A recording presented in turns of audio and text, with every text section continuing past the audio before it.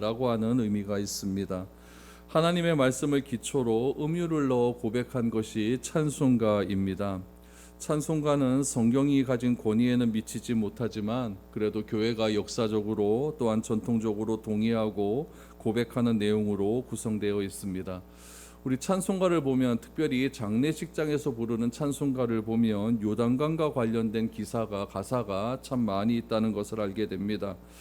요단강, 여러분 장례식장에서 부르는 요단강, 이 찬송들 공통적으로 무엇을 이해하냐면 죽음을 이해하는 것이죠. 그래서 요단강을 건너가면 우리가 죽는다라고 하는 그런 의미로 우리가 많이 부르게 됩니다.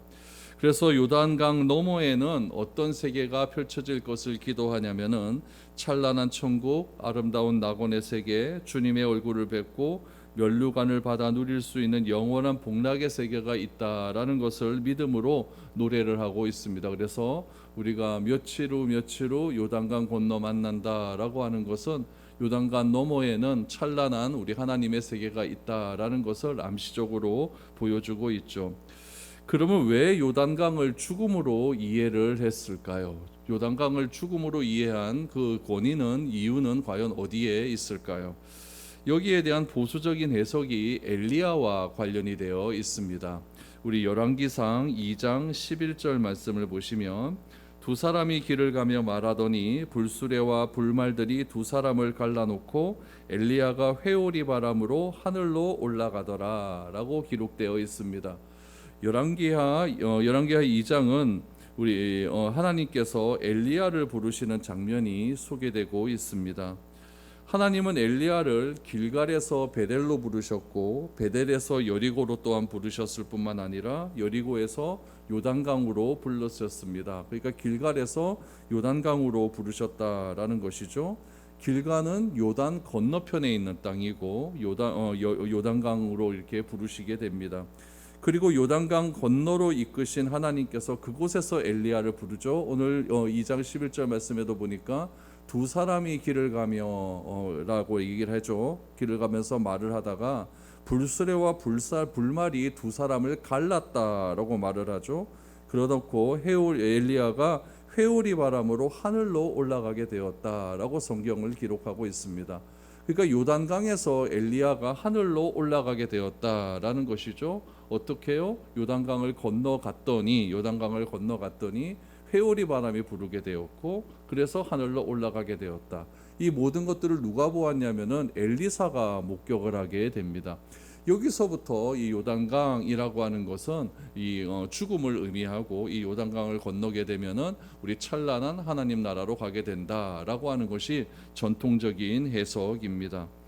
근데 오늘 본문 말씀 속에서는 더 중요한 의미가 담겨져 있다라는 것을 우리가 좀 아셔야 됩니다. 단순히 요단강을 건너갔다, 그래서 가나안 땅으로 들어간다, 그래서 또 여리고성을 또 아이성을 정복하고 가나안을 정복한다, 그 이면에는 어떤 의미가 있는지를 한번 살펴보아야 됩니다. 우리 여호수아서는 제가 계속해서 강조하고 있지만 1장 1절이 중요하다고 했어요. 여호와의 종 모세가 죽은 후에, 이렇게 시작이 되지 않습니까? 여호와의 종 모세가 죽은 후에. 그러니까 모세의 죽음이 강조된다라는 것을 알 수가 있어요. 모세가 죽자마자 하나님께서 여호수아에게 하신 말씀이 무엇이냐면은 여호수아 1장 2절을 보십시오. 내 종 모세가 죽었으니 이제 너는 이 모든 백성과 더불어 일어나 이 요단을 건너 내가 그들 곧 이스라엘 자손에게 주는 그 땅으로 가라라고 말을 합니다.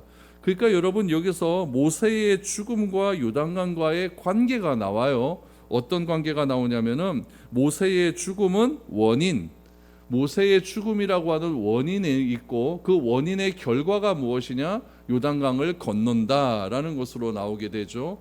그러니까 모세의 죽음과 요단강을 건너는 것은 원인과 결과로서 이렇게 소개되고 있습니다.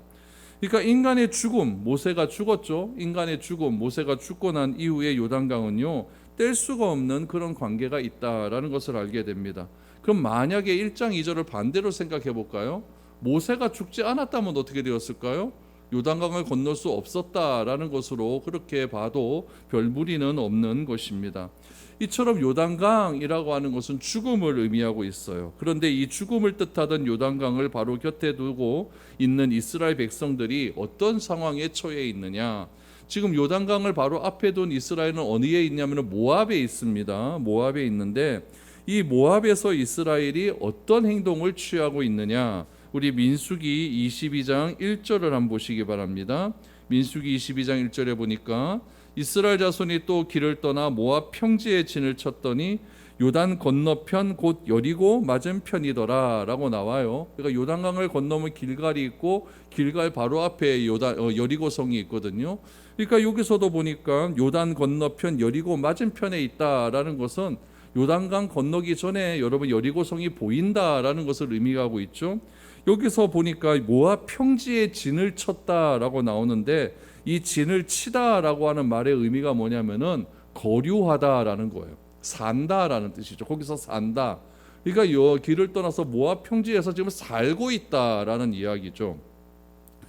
그러니까 살고 있다라는 것은 이스라엘 백성들이 모압이 좋다라는 이야기 아니겠습니까? 그럼 왜 이곳이 좋은가? 우리 민수기 32장 4절에서 5절 보면 나와요. 곧 여호와께서 이스라엘 회중 앞에서 쳐서 멸하신 땅은 목축할 만한 장소요 당신의 종들에게는 가축이 있나이다. 또 이르되 우리가 만일 당신에게 은혜를 입었으면 이 땅을 당신의 종들에게 그들의 소유로 주시고 우리에게 요단강을 건너지 않게 하소서라고 르우벤 지파, 갓 지파, 므낫세 반 지파가 모세에게 하는 말입니다. 여기서 중요한 것이 뭐냐면 5절의 하반절에 보니까 우리로 요단강을 건너지 않게 하소서라고 이야기를 하는데 그 이유가 뭐냐면은 32장 아까 여기 4절에 보니까 이 땅은 목축할 만한 장소요 당신의 종들에게는 가축이 있기 때문이다라는 이야기죠. 한마디로 하면은 먹고 살만하기 너무나 좋은 땅이다라는 이야기예요. 그러니까 모압에서는 지금 먹고 살만하기가 너무너무 좋은데 가나안 땅으로 들어가면 어떻게 되겠습니까? 처음부터 다시 해야 되는 것 아닙니까? 개척을 해야 되고 다시 처음부터 다시 시작해야 되는 거니까 그런 것들이 너무 쉬운 것이죠. 싫은 것이죠. 여러분 이런 상황 가운데 1장 1절에서 누가 죽습니까? 모세가 죽었으니 라고 이야기를 해요. 모세의 죽음 이후에 하나님은 뭐라고 말씀하셨냐면 모세가 죽었으니까 요단강을 건너가라 라고 명령을 하고 있는 것이죠. 여러분 우리는 이 땅에서 살아가는 이유가 뭐냐면은 좀 더 윤택하고 좀 더 많은 소유를 가지고 좀 더 행복해지는 삶을 살기를 원하고 있는 것 아니겠습니까? 이거는 지금 모압 땅에 있는 이스라엘 백성들도 똑같은 거예요. 왜 안 건너가려고 합니까? 이곳이 좋은 것이죠. 이것이 먹고 살기에 너무나 편한 곳이죠. 목축하기에 너무나 편한 곳이죠. 근데 굳이 고생을 하면서 그곳까지 갈 이유가 있는가? 이렇게 생각을 할 수가 있는 것이죠. 그런데 갑자기 하나님께서 나는 이렇게 계획하고 있는데 그곳을 떠나라 라고 이야기를 해요. 더군다나 의지하고 있었던 모세가 죽었기 때문에 요단강으로 건너가라 라고 이야기를 하는 거예요. 이러한 명령에 우리는 어떤 태도를 보여야 할까요? 그 당시 사람은 어떤 태도를 보였을까요? 굉장히 당황스러웠을 거예요. 또 우리에게 여러분 이런 상황이 펼쳐진다면 어떤 태도가 나타날 것 같습니까? 오늘 본문 말씀은 이런 배경으로 시작이 된다는 거예요. 오늘 8절 말씀에 보니까 이스라엘 백성들이 순종을 합니다. 너는 언약궤를 맨 제사장들에게 명령하여 이르기를 너희가 요단 물가에 이르거든 요단에 들어서라 라고 이야기를 합니다. 이스라엘 백성들에게 요단 물가에 다다르면 요단 물가에 들어설 것을 명령하고 있는 것이죠. 그러니까 요단강은 굉장히 좀 갈등이 섞인 그런 강인 겁니다. 내가 할 계획이 있는데 그 계획을 포기하고 건너가야 되는 곳이 바로 요단강이라고 하는 것이죠. 그럼 요단강을 여러분 좀 부정적인 의미로 죽음을 이야기한다면 요단강 건너편에는 어떤 것이 있다는 겁니까? 요단강을 건너기 전에는 나의 계획이 있었어요. 내가 이렇게 계획하고 난 이렇게 살고 싶습니다. 여기서 너무나 좋은 곳에서 나는 살고 싶습니다 라고 계획을 하고 있는데 그럼 요단강을 건너야 되는 것 아니겠습니까? 그러니까 요단강을 건너기가 쉽지는 않은 거예요. 죽음을 의미하는 거죠. 건넜어요. 그럼 요단강을 건너면 어떤 것이 있을 것을 기대할까요? 요단강 건너서 만나야 되니까 좋은 곳 아니겠습니까? 요단강 건너에 있는 곳은 천국 아니겠어요? 요단강 너머에 있는 가나안 땅은 우리가 어떻게 보면 천국을 상징한다라고 볼 수 있는 것 아닙니까? 그런데 여기 오늘 본문 말씀에 굉장히 이 천국을 상징한다는 것에 대해서 굉장히 갈등이 있는 의심스러울 만한 그런 내용이 오늘 본문에 등장을 합니다. 요단강 건너면은 좋은 것이 우리를 맞이하고 있어야 되는데 오늘 10절 말씀해 보니까 요단강 건너가면 이런 것이 기다리고 있다라고 이야기를 해요. 10절 보십시오. 또 말하되 살아계신 하나님이 너희 가운데 계시사 가나안 족속과 헷 족속과 휘 족속과 브리스 족속과 기르가스 족속과 아모리 족속과 여부수 족속을 너희 앞에서 반드시 쫓아내실 줄을 이것으로써 너희가 알리라라고 이야기를 합니다. 그러니까 요단강이 그냥 주어지는 땅은 아니라는 이야기죠. 우리는 요단강 건너 가나안 땅은 천국으로 생각을 합니다. 근데 천국이 뭐 이래요? 천국이 그냥 주어지는 곳이 아니라는 이야기입니다. 당시 가나안 땅에는요 거인으로 상징되는 네피림이 살고 있었습니다. 그 네피림을 비롯한 우상을 섬기는 가나안 7족속이 지금 살고 있는 거예요. 그뿐만 아니라 여러분 요단강 처음으로 건너가면 무슨 성이 있습니까? 여리고성이 있죠. 여리고성은 이 세계 역사상 최초의 도시입니다. 최초의 도시니까 얼마나 잘 지어놨겠어요. 이 최초의 도시가 기다리고 있고 여리고성을 지나가면 또 아이성이라고 하는 그런 도시가 있지 않습니까? 그러니까 이 정복해야 될 성들이 너무나 많이 있다는 이야기죠. 이 말은 다시 말하면 뭐냐면 이스라엘 백성들이 가나안에 들어서는 순간부터 피를 흘리면서 싸워야 된다는 이야기예요. 우리는 그냥 거저주는 거 좋아하지 않습니까? 하나님께서 내가 계획한 모든 것들이 지금 모압에 있어 요단강 건너기 전에 있다는 이야기예요. 그럼 그곳에서 이 모든 거 포기하고 요단강 건너왔으면 모압 내가 포기한 것보다 더 좋은 것이 나에게 주어져야 이게 뭐가 좀 맞는 것 아니겠습니까? 근데 포기하고 갔더니 뭐가 있느냐? 더 어려운 상황이 전개되고 있는 거예요. 싸워야 됩니다. 피를 흘리며 싸워야 된다는 이야기죠. 그러니까 요단강이 의미하는 것은 어떤 의미가 있느냐? 죽음 외에 또 다른 의미가 있다는 이야기예요. 지금까지 요단강은 뭐다? 죽음을 상징했어요. 근데 죽음 외에 또 다른 의미가 있다라는 이야기죠. 그 의미가 어떤 의미가 있는가? 우리 누가복음 3장 3절을 보겠습니다. 누가복음 3장 3절에 보니까 요한이 요단강 부근 각 처에 와서 죄 사함을 받게 하는 회개의 세례를 전파하니라고 말합니다. 세례 요한이 예수님에 앞서서 지금 회개를 선포하고 하나님의 말씀을 증거하는 곳이 어디였느냐? 바로 요단강이었다라고 이야기를 해요. 요단강에서 하나님의 말씀만 증거했느냐? 그렇지 않습니다. 회개의 세례를 전파했다라고 얘기하는데 그 앞에 말이 중요합니다. 무엇이냐면은 죄 사함을 받게 하는 회개의 세례를 전파했다라고 이야기를 하죠. 그러니까 세례 요한은 지금 요한복음에도 보면 세례 요한이 메시지를 증거했을 때 어떤 메시지를 증거했냐면요.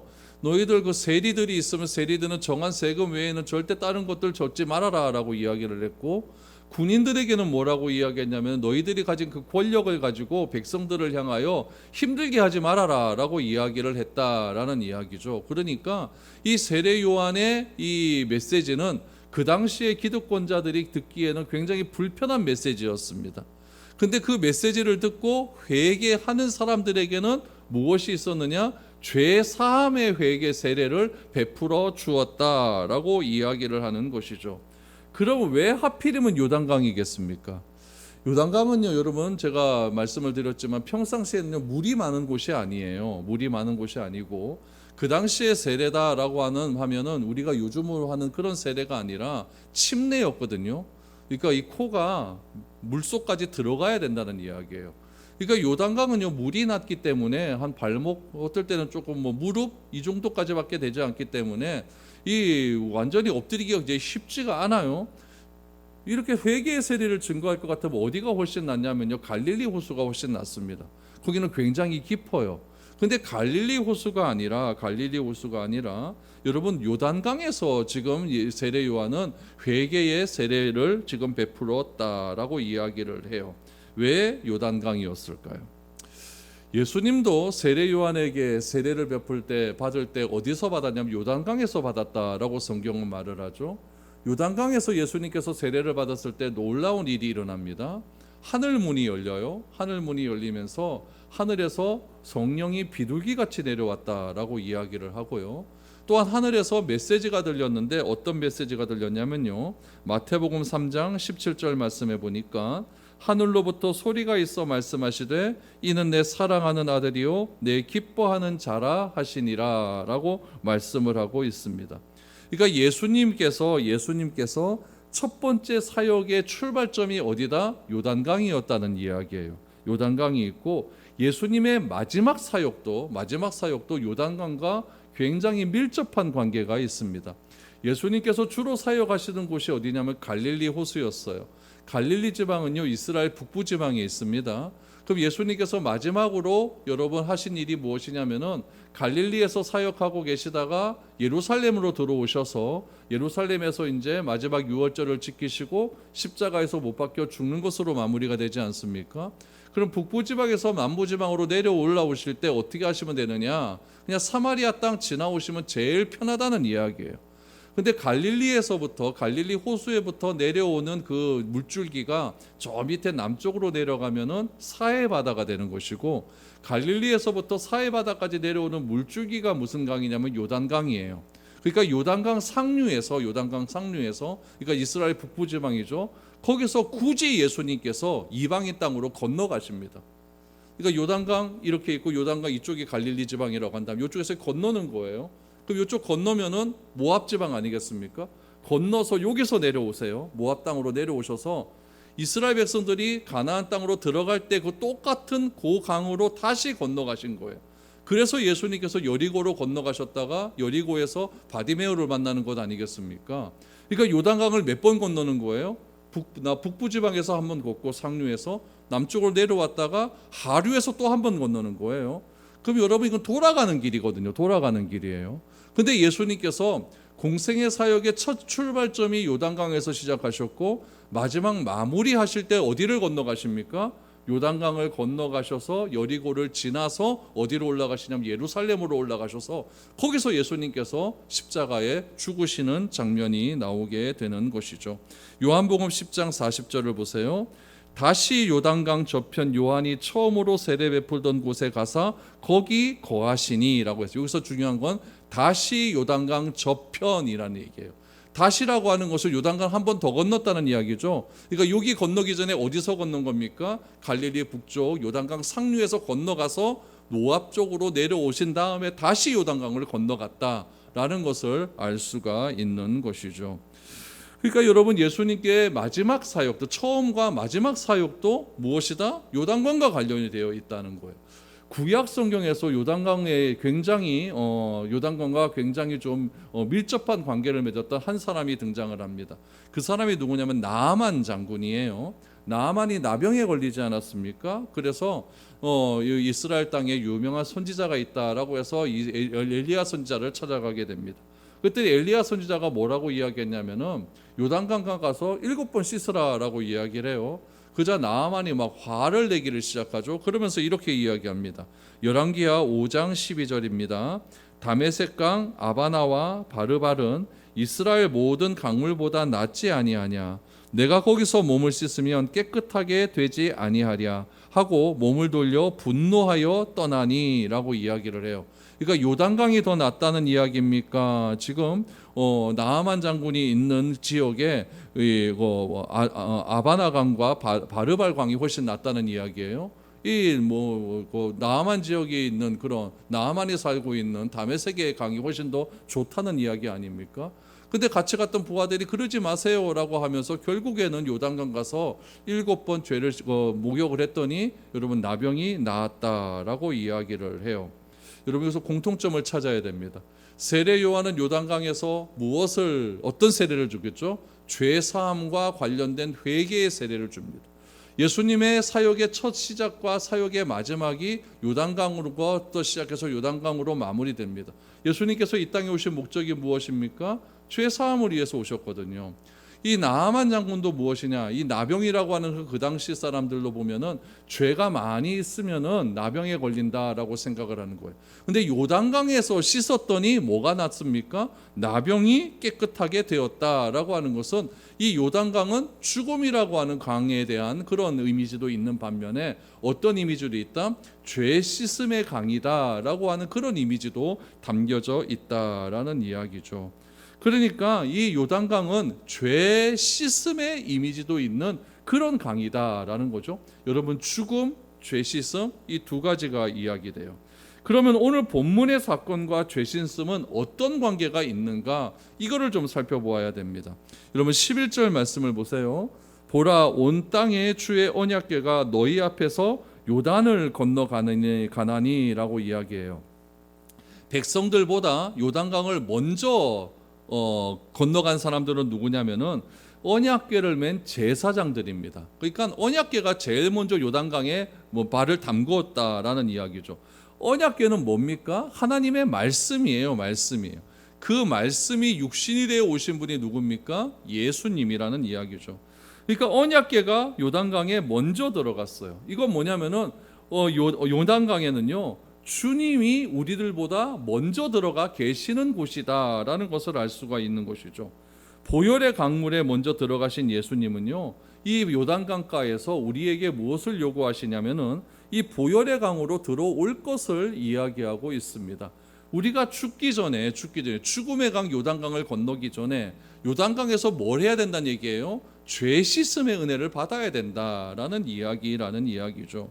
예수님께서 골고다 십자가에서 흘리는 보혈의 강에 들어가서 그렇게 몸을 깨끗하게 씻고 난 다음에 요단강 건너러 가야 된다라는 이야기죠. 그래야만 예수님께서 세례를 받았을 때 하늘로부터 들려왔던 그 메시지, 너는 내 사랑하는 아들이요 내 기뻐하는 자라라고 하는 메시지가 우리도 세례 받을 때 들을 수 있는 메시지다라는 것을 지금 성경은 말하고 있는 겁니다.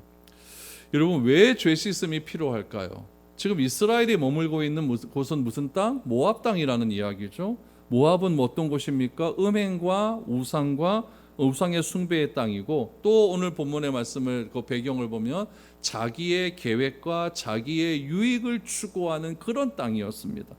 그곳에서 이스라엘 백성들은 하나님이 조상들과 약속했던 그 약속은 다 잊어버리고 오로지 자기의 탐욕과 자기의 욕심과 자기 소유에 관한 그 욕심으로 인하여서 하나님께서 우리에게 주신 그 약속은 다 잊어버리고 나는 이곳에서 살겠습니다 라고 하는 그런 하나님을 저버리는 그런 행동들이 나오고 있는 곳이 모압이라는 것입니다. 이런 곳에서 하나님이 약속하신 그 땅으로 들어가서 그 땅에 있는 사람들과 영적인 전쟁한다는 것은 이건 있을 수가 없는 것입니다. 그래서 하나님께서는 그곳에 있는 모든 죄악된 마음들을 가진 우리들에게 이 요단강을 건너감을 통하여서, 요단강에 누가 계십니까? 예수님이 계시고 언약의 말씀이 있는 곳 아닙니까? 그 말씀으로 들어가서 거기서 깨끗하게 씻음을 받고 그리고 가나안 땅으로 들어가라라는 것을 예수님께서 말씀하고 성경은 우리에게 말씀을 하고 있는 것이죠. 여러분, 이 요단을 건너갔을 때 그 요단강이 어떠했느냐? 우리 15절 말씀 보시면 요단이 곡식 거두는 시기에는 항상 언덕에 넘치더라. 궤를 맨 자들이 요단에 이르며 궤를 맨 제사장들의 발이 물가에 잠기자 그랬어요. 그러니까 요단이 곡식 거두는 시기 그랬으니까 여러분, 요단에서 이스라엘 백성들이 처음 건너간 다음에 처음으로 이 사람들이 거주했던 곳이 길갈이라고 하는 곳이거든요. 그 길갈에서 이스라엘 백성들이 뭘 했느냐? 유월절을 지킵니다. 여러분, 유월절이 지키고 유월절 그 다음 주 월요일부터 뭐가 시작되냐면은 초실절이라고 하는 것이 시작이 돼요. 가나안 땅엔 여러분 처음 익은 곡식을 하나님께 드리는 초실절, 이건 무슨 곡식이죠? 보리라는 이야기죠. 보리, 우리 맥추절 그 보리라고 얘기하지 않았습니까? 그러니까 이게 곡식 거두는 시기에는 어떤 시기냐면은 이 보리 추수를 하는 그런 시기예요. 보리 추수하는 그 시기에는 요단강이 어떻게 되느냐? 물이 넘친다라는 거예요. 이스라엘력으로 1월 달이거든요. 우리 태양력으로 몇 월 달이냐면 3월 중순쯤 됩니다. 그러니까 3월 중순쯤 되면은 우기가 시작이 되기 때문에 이스라엘 땅에 여러분 이 요단강이 차고 넘치는 그런 시기가 된다라는 이야기죠. 오늘 본문에 특별히 나오는 표현이 뭐냐면은 15절 다시 보면은 발이 물가에 잠기자라고 이야기해요. 그러니까 잠길 정도로 물이 많은 그런 때였다라는 이야기죠. 그러니까 우리가 죄를 씻겨주는 유일한 방법은 보혈의 물가에 들어가서 우리의 모든 것들이 잠겨야 된다는 이야기예요. 세례를 받아야 된다는 이야기죠. 그러므로 요단강은요, 죽음의 뿐만이 아니라 죄 씻음의 의미도 담겨져 있다라는 것을 우리는 알게 됩니다. 마지막으로 세 번째로 요단강이 상징하는 것은 무엇이냐면요, 하나님의 일하심입니다. 우리 13절 14절 말씀 보세요. 온 땅에 주 여호와의 궤를 맨 제사장들의 발바닥이 요단물을 밟고 멈추면 요단물이 곧 위에서부터 흘러내리던 물이 끊어지고 한 곳에 쌓여 서리라. 백성이 요단을 건너려고 자기들의 장막을 건널 때에 제사장들은 언약궤를 메고 백성 앞에서 나아가니라 라고 이야기를 해요. 여러분, 여호수아 1장이 배경이 되는 때로부터 지금 딱 몇 년이 지났냐면 38년이 지났어요. 그러니까 이스라엘 백성들이 출애굽을 한 다음에 시내산에 들어가기까지 딱 50일 걸렸거든요. 50일 걸리고 시내산에서 머문 기간이 1년 반이 걸립니다. 그러니까 한 2년 정도는 시내산에서 머물러 있었던 것이고, 그때부터 해서 요단강까지 딱 가는 시기가 38년이에요. 그럼 여러분, 38년 전에 어떤 일이 있었느냐? 38년 전에 출애굽 1세대들이 여러분 가베스 바데아에서 정탐꾼을 보내지 않습니까? 그때 정탐꾼을 보냈을 때 정탐꾼의 보고가 어떠했느냐? 민수기 13장 31절 말씀을 보세요. 그와 함께 올라갔던 사람들은 이르되 우리는 능히 올라가서 그 백성을 치지 못하리라. 그들은 우리보다 강하리라 라고 이야기했어요. 그러니까 38년 전에 정탐꾼의 보고는 뭐냐? 우리들이 그들을 보았을 때 그들은 강하다라고 이야기를 하는 거예요. 그러면서 우리는 메뚜기와 같다라고 이야기를 하거든요. 그 이야기를 듣고 막 두려움에 쌓이지 않습니까? 두려움에 쌓이고 난리가 나니까 하나님께서 그들을 징계하시고 여호수아와 갈렙 외에는 아무도 못 들어간다라고 이야기하면서 출애굽 1세대가 다 죽지 않습니까? 그런데 이 사건 이후로 38년이 지납니다. 38년이 지난 뒤에 상황은 어떠했느냐? 정반대의 상황이 일어나게 돼요. 여호수아 2장 9절 10절을 보세요. 말하되 여호와께서 이 땅을 너희에게 주신 줄을 내가 아노라.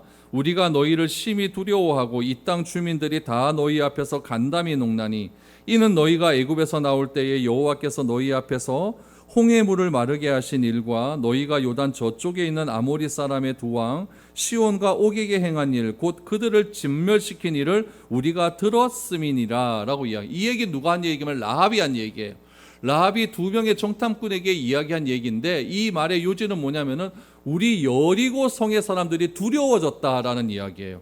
하나님이 행하신 일을 보고 두려워졌다. 그러니까 결국 38년 만에 전세가 바뀐 겁니다. 38년 전에는 이스라엘 백성들이 여리고 성 가나안 백성들을 보고 두려워했지만 38년이 지난 이후에는 어떻게 되었느냐? 가나안 백성들이 이스라엘 백성들을 보고 두려워하기 시작합니다. 누가 하신 일입니까? 하나님이 하셨다라는 이야기죠. 이런 상황을 만드신 분은 하나님이라는 이야기예요.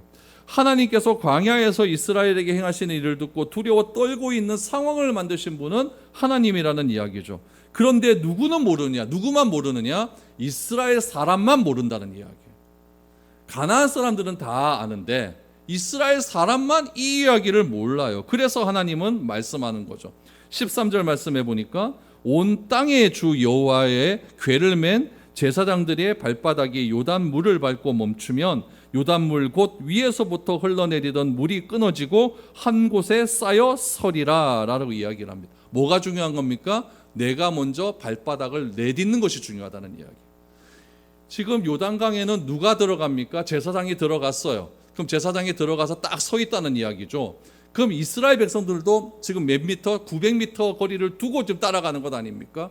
2000규빗 두고 따라갔으니까 900m 뒤에 따라왔어요. 따라와서 제사장이 요단강가에 딱 서 있으니까 얘네들이 그럼 들어가면 되는 거예요. 들어가면 되는데 여러분 물이 지금 많이 넘쳤다는 이야기죠. 물이 얼마나 무섭습니까?